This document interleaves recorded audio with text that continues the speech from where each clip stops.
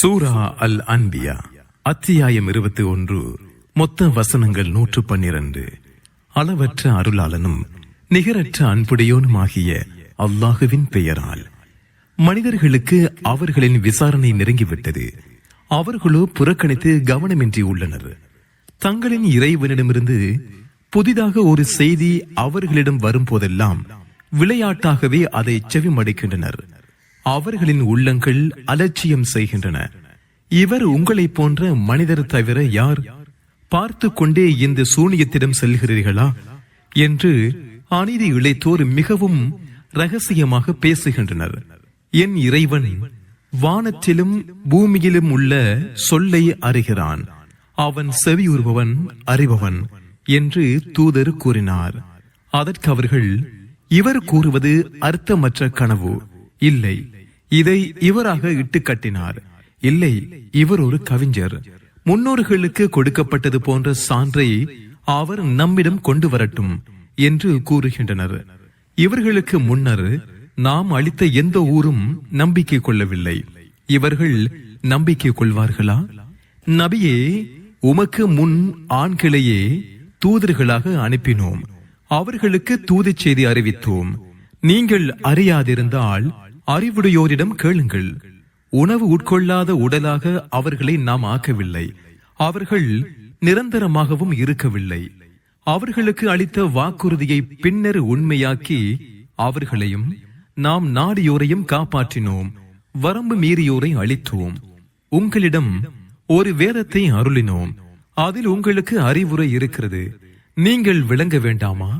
அநீதி இழைத்துக் கொண்டிருந்த எத்தனையோ ஊர்களை வேறறுத்தோம். அதற்கு பின் மற்றொரு சமுதாயத்தை உருவாக்கினோம். நமது வேதனையை அவர்கள் உணர்ந்த போது உடனே அங்கிருந்து ஓட்டம் பிடித்தனர். ஓட்டம் பிடிக்காதீர்கள். நீங்கள் அனுபவித்தவற்றுக்கும் உங்கள் குடியிருப்புகளுக்கும் திரும்புங்கள். நீங்கள் விசாரிக்கப்படுவீர்கள் என்று கூறப்பட்டது. எங்களுக்கு கேடுதான், நாங்கள் அநீதி இழைத்து விட்டோம் என்று அவர்கள் கூறினர். அறுவடை செய்யப்பட்டு எரிக்கப்பட்டது போல் அவர்களை நாம் ஆக்கும் வரை இதுவே அவர்களின் கூப்பாடாக இருந்தது. வானத்தையும் பூமியையும் அவற்றுக்கு இடைப்பட்டவற்றையும் விளையாட்டாக நாம் படைக்கவில்லை. வேடிக்கை விளையாட்டை ஏற்படுத்திக் கொள்வதாக இருந்தால் நம்மிடமிருந்தே அதை ஏற்படுத்தி இருப்போம். நாம் எதையும் செய்வோரே. உண்மையை பொய்யின் மேல் வீசுகிறோம். அது பொய்யை நொறுக்குகிறது. உடனே பொய் அழிந்து விடுகிறது. இறைவனை பற்றி நீங்கள் தவறாக வர்ணிப்பதால் உங்களுக்கு கேடுதான். வானங்களிலும் பூமியிலும் உள்ளவை அவனுக்கே உரியன.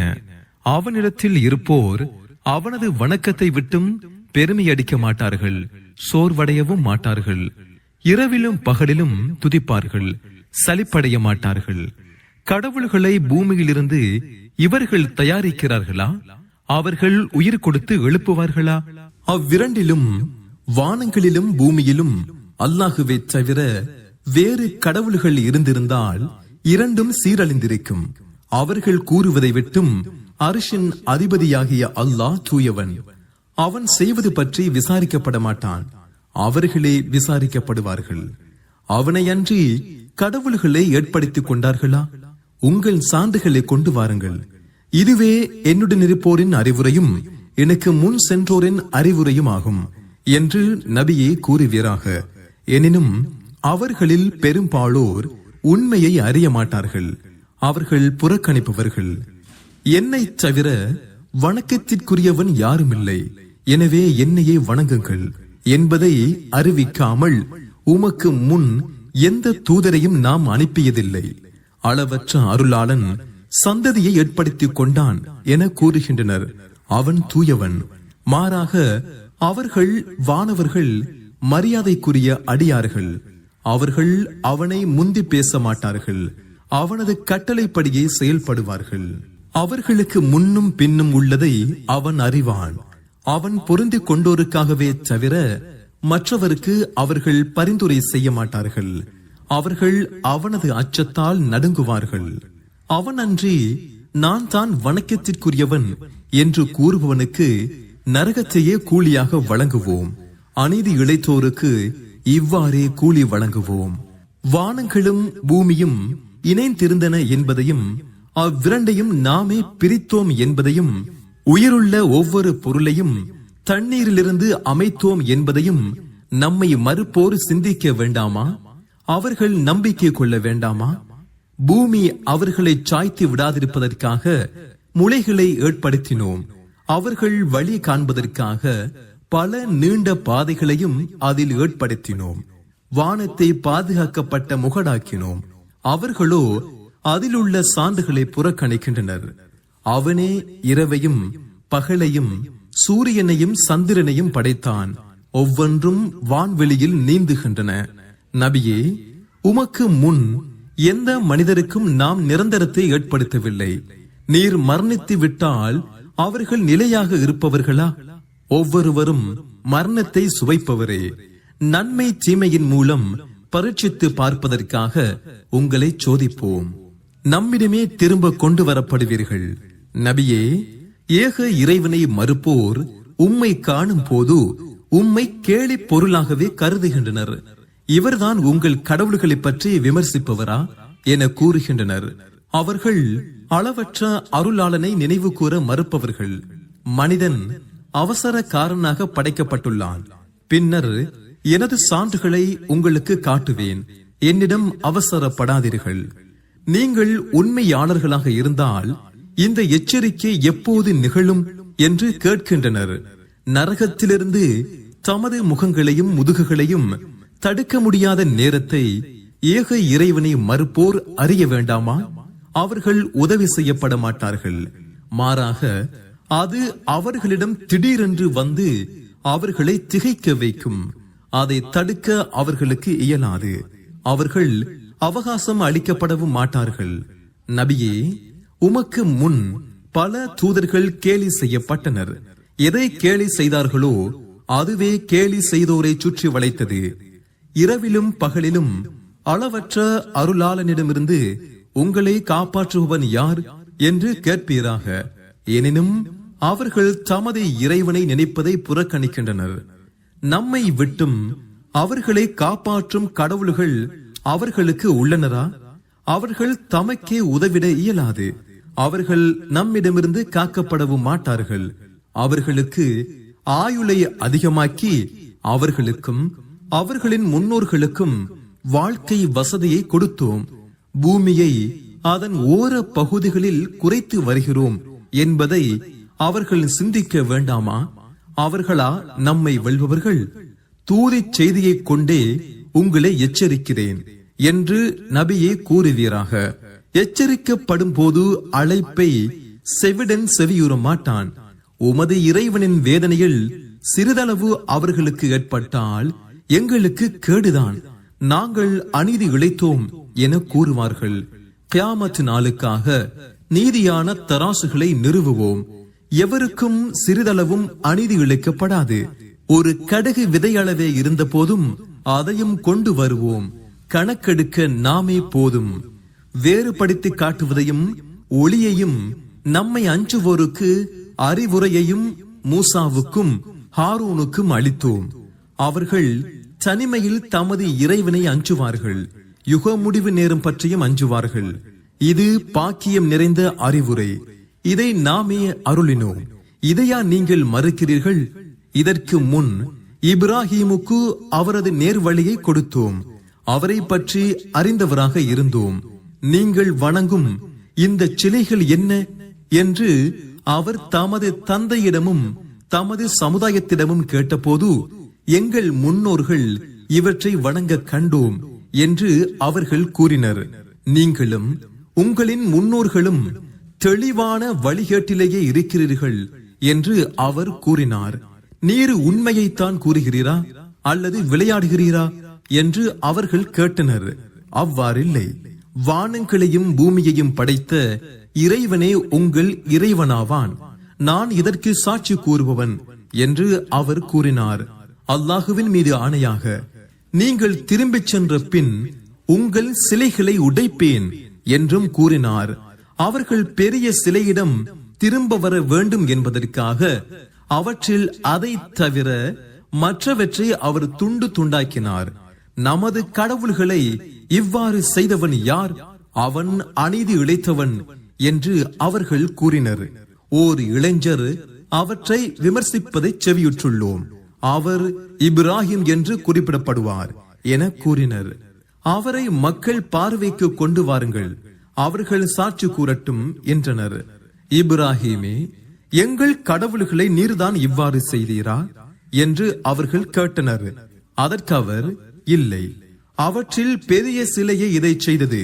அவை பேசுபவையாக இருந்தால் உடைக்கப்பட்ட அவற்றிடமே விசாரித்துக் கொள்ளுங்கள் என்று அவர் கூறினார். உடனே விழிப்படைந்து, நீங்கள்தாம் இவற்றை வணங்கியதன் மூலம் அநீதி இழைத்தீர்கள் என்று தமக்குள் பேசிக் கொண்டனர். பின்னர் தலை கீழாக அவர்கள் மாறி, இவை பேசாது என்பதை நீர் அறிவீரே என்றனர். அல்லாஹுவை விடுத்து உங்களுக்கு எந்த பயனும் தீங்கும் தராதவற்றை வணங்குகின்றீர்களா என்று கேட்டார். அல்லாஹுவை அன்றி நீங்கள் வணங்குபவற்றுக்கும் உங்களுக்கும் கேவலமே, விளங்க மாட்டீர்களா என்றும் கேட்டார். நீங்கள் ஏதேனும் செய்வதாக இருந்தால் இவரை தீயில் பொசுக்கி உங்கள் கடவுள்களுக்கு உதவுங்கள் என்றனர். நெருப்பே, இப்ராஹிமின் மீது குளிராகவும் பாதுகாப்பாகவும் ஆகிவிடு என்று கூறினோம். அவருக்கு எதிராக அவர்கள் சூழ்ச்சி செய்தனர். அவர்களை நட்டமடைந்தோராக ஆக்கினோம். அவரையும் லூத்தையும் நாம் அகிலத்தாருக்கு பாக்கியமாக ஆக்கிய பூமியில் காப்பாற்றினோம். அவருக்கு இஸ்ஹாக்கையும் கூடுதலாக யாக்கூபையும் அன்பளிப்பு செய்தோம். அனைவரையும் நல்லோராக ஆக்கினோம். நமது கட்டளைப்படி நேர்வழி காட்டும் தலைவர்களாக அவர்களை ஆக்கினோம். நல்லவற்றை செய்யுமாறும் தொழுகையை நிலைநாட்டுமாறும் ஜகாத் கொடுக்குமாறும் அவர்களுக்கு அறிவித்தோம். அவர்கள் நம்மையே வணங்குவோராக இருந்தனர். லூத்துக்கு அதிகாரத்தையும் கல்வியையும் அளித்தோம். வெட்க கேடான காரியங்களை செய்து வந்த கிராமத்திலிருந்து அவரை காப்பாற்றினோம்.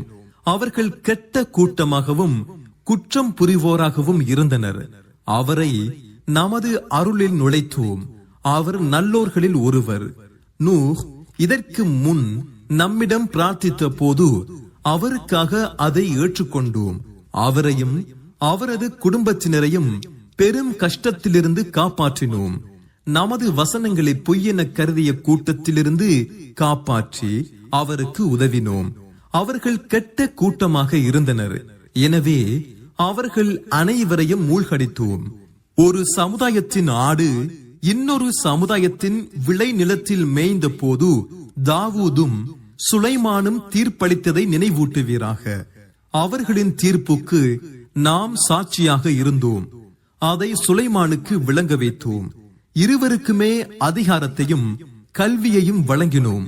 பறவைகளையும் மலைகளையும் தாவூதுக்கு வசப்படுத்தி கொடுத்தோம். அவை இறைவனை துதித்தன. நாம் எதையும் செய்பவராவோம். உங்கள் போரின் போது உங்களை காக்கும் உங்களுக்குரிய கவச ஆடை செய்வதை அவருக்கு கற்றுக் கொடுத்தோம். நீங்கள் நன்றி செலுத்துவோராக இருக்கிறீர்களா? வேகமாக வீசும் காற்றை சுலைமானுக்கு வசப்படுத்திக் கொடுத்தோம். அது நாம் பாக்கியம் செய்த பூமிக்கு அவரது கட்டளைப்படி சென்றது. நாம் ஒவ்வொரு பொருளையும் அறிவோராக இருக்கிறோம். ஷைத்தான்களில் அவருக்காக முத்து குளிப்போரையும் அது தவிர வேறு பணியை செய்வோரையும் வசப்படுத்திக் கொடுத்தோம். நாம் அவர்களை கண்காணிப்போராக இருந்தோம். எனக்கு துன்பம் நேர்ந்து விட்டது, நீ கருணையாளர்களுக்கெல்லாம் கருணையாளன் என அய்யூப் தமது இறைவனை அழைத்த போது அவரது பிரார்த்தனையை ஏற்றுக்கொண்டோம். அவருக்கு ஏற்பட்ட துன்பத்தை நீக்கினோம். அவரது குடும்பத்தாரையும் அவர்களுடன் அவர்களை போன்றோரையும் நம் அருளாக அவருக்கு வழங்கினோம். வணக்கசாலிகளுக்கு இது அறிவுரை. இஸ்மாயில், இத்ரீஸ், துல்கிஃப் அனைவரும் பொறுமையாளர்கள். அவர்களை நமது அருளில் நுழையச் செய்தோம். அவர்கள் நல்லவர்கள். மீனுடையவர் யூனுஸ் கோபித்துக் கொண்டு சென்றார். அவர் மீது நாம் சக்தி பெற மாட்டோம் என்று நினைத்தார். உன்னை தவிர வணக்கத்திற்குரியவன் யாரும் இல்லை. நீ தூயவன். நான் அநீதி இழைத்தோரில் ஆகிவிட்டேன் என்று இருள்களிலிருந்து அவர் அழைத்தார். அவரது பிரார்த்தனையை ஏற்றுக்கொண்டோம். கவலையிலிருந்து அவரை காப்பாற்றினோம். இவ்வாறே நம்பிக்கை கொண்டோரை காப்பாற்றுவோம்.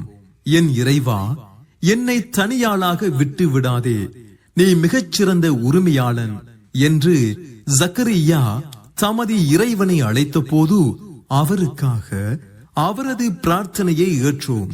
அவருக்கு யஹ்யாவை அன்பளிப்பாக அளித்தோம். அவரது மனைவியை அவருக்காக குழந்தை பெறும் தகுதியுடையவராக ஆக்கினோம். அவர்கள் நன்மைகளை நோக்கி விரைந்து செல்வோராகவும் ஆர்வத்துடனும் அச்சத்துடனும் நம்மிடம் பிரார்த்திப்போராகவும் இருந்தனர். நமக்கு பணிவோராகவும் இருந்தனர். தனது கற்பை காத்துக்கொண்ட பெண்ணிடம் நமது உயிரை ஊதினோம். அவரையும் அவரது புதல்வரையும் அகிலத்தாருக்கு சான்றாக்கினோம். உங்கள் இந்த சமுதாயம் ஒரே சமுதாயமே. நானே உங்களின் இறைவன், என்னையே வணங்குங்கள். அவர்களோ தமது காரியத்தில் தமக்கிடையே பிளவுபட்டுள்ளனர். அனைவரும் நம்மிடம் திரும்பி வருவோரே. நம்பிக்கை கொண்டு நல்லறங்களை செய்வோரின் உழைப்புக்கு எந்த மறுப்பும் இல்லை. அதை நாம் பதிவு செய்கிறோம். நாம் அழித்துவிட்ட ஊராருக்கு மீண்டு வருவது தடுக்கப்பட்டு விட்டது. அவர்கள் திரும்ப வரமாட்டார்கள். முடிவில் யஜூஜ் மௌஜூஜ் கூட்டத்தினர் திறந்து விடப்பட்டு அவர்கள் ஒவ்வொரு மேட்டிலிருந்தும் விரைவார்கள். உண்மையான வாக்குறுதி நெருங்கிவிட்டது. அப்போது ஏக இறைவனை மறுத்தோரின் பார்வைகள் நிலை குத்தியதாக இருக்கும். எங்களுக்கு கேடுதான், நாங்கள் இது பற்றி கவனமற்று இருந்து விட்டோம், இல்லை நாங்கள் அநீதி இழைத்தோம் என்று கூறுவார்கள். நீங்களும் அல்லாஹுவை அன்றி நீங்கள் வணங்குபவைகளும் நரகத்தின் எரிபொருளாவீர். அங்கே நீங்கள் வந்து சேர்பவர்களே. அவர்கள் கடவுள்களாக இருந்திருந்தால் இங்கே வந்திருக்க மாட்டார்கள். அனைவரும் இதில் நிரந்தரமாக இருப்பார்கள். அங்கே அவர்களுக்கு விம்மி அழுதலே உண்டு. அவர்கள் அங்கே எதையும் செவியுற மாட்டார்கள். யாரை பற்றி நமது நல்லுதவி முந்திவிட்டதோ அவர்கள் அதை விட்டும் தூரமாக்கப்பட்டவர்கள். அவர்கள் அதன் இரைச்சலை செவியுற மாட்டார்கள். தமது உள்ளங்கள் ஆசைப்படுவதில் அவர்கள் நிரந்தரமாக இருப்பார்கள். மாபெரும் திடுக்கம் அவர்களை கவலையில் ஆழ்த்தாது. வானவர்கள் அவர்களை எதிர்கொள்வார்கள். இதுவே உங்களுக்கு வாக்களிக்கப்பட்ட நாள் என கூறுவார்கள்.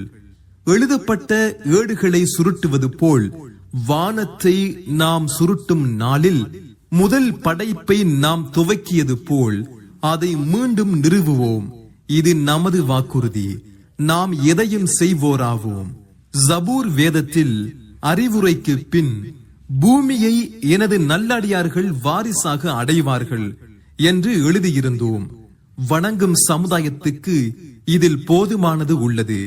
நபியே, அகிலத்தாருக்கு அருளாகவே உம்மை அனுப்பியுள்ளோம். உங்கள் இறைவன் ஒரே இறைவன் என்பதே எனக்கு அறிவிக்கப்படுகிறது. நீங்கள் இதை ஏற்கிறீர்களா என்று கேட்பீராக. அவர்கள் புறக்கணித்தால் உங்கள் அனைவருக்கும் சமமாக அறிவித்து விட்டேன்.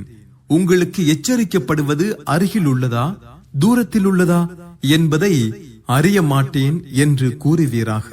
அவன் உரத்த சொல்லையும் அறிகிறான், நீங்கள் மறைப்பவற்றையும் அறிகிறான். இது உலக வாழ்க்கை உங்களுக்கு சோதனையாகவும் குறிப்பிட்ட காலம் வரை வாழ்க்கை வசதியாகவும் இருக்குமா என்பதை அறிய மாட்டேன். என் இறைவா, நீ உண்மையான தீர்ப்பை வழங்குவாயாக. நீங்கள் கூறுவதற்கு எதிராக எங்கள் இறைவனாகிய அளவற்ற அருளாளனே உதவி தேடப்படுபவன் என தூதர் கூறினார்.